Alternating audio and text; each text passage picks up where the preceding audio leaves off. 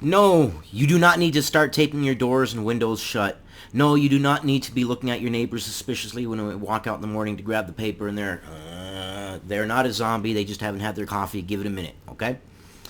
The Wuhan virus. The CDC has put a tweet out on it. There's the first infected case in the United States of the Wuhan coronavirus. 6 people and 300 are dead in China, as they've definitely confirmed now that it can be spread by humans to humans. Now, what makes this CDC case, the one that they're tweeting about in the United States, interesting is this. The guy says he wasn't in the general epicenter of where the disease was. That's kind of a bit of a different bit of information that makes it more like, not something you should be, going into your bunkers for or anything like that. Don't be stocking up stuff. This isn't one of those, I don't think. It is definitely something to watch and be like, ooh, gosh, that I hope it doesn't spread further. But let's educate ourselves a little bit. Officials in China are racing to contain the outbreak of a new virus that has left 6 people dead and sickened more than 300 after it was confirmed the infection can be passed between humans.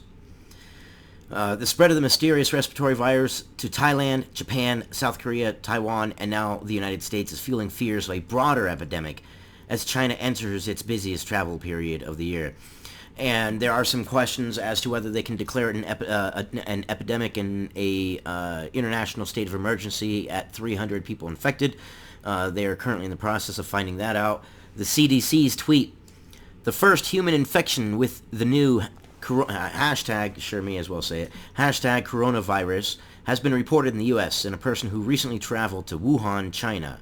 Additional cases in travelers have been reported in Thailand, Japan, and the Republic of Korea. And as I said, what made this different is this individual who contracted it said that he hadn't been in the epicenter where this disease generally is spreading. That makes this one a little bit different.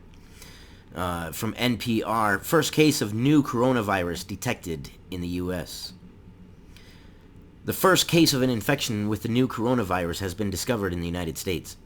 A man from Washington State returned home after a trip to Wuhan, China on January 15th, sought medical attention on January 19th, and is now in isolation at Providence Regional Medical Center in Everett, Washington.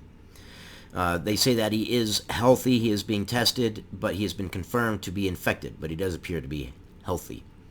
About 300 cases of the virus and 6 deaths have been reported in China, and health officials there and around the world are ramping up precautions to stem the spread.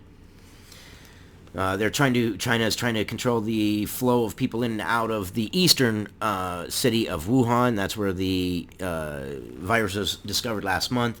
And the reports last month were basically that they thought it would be contained and it would just remain there. But look at the age we live in. It's a connected age. It's the internet age. It's the travel age. It's the age in which viruses can spread a lot faster. But just something for you people to be aware of. There have been some people I've talked to that are like absolutely convinced that this is like the zombie apocalypse. Basically, it's not. Relax, chill, remove the tape from the doors. Go ahead and eat your MREs you've stored up. It's okay. I don't believe it's going to get to that point. Definitely something to watch and something to be aware of and educate yourself of. However, while I got you here, may as well, let's see, what are the symptoms of the Wuhan virus? Wuhan virus symptoms.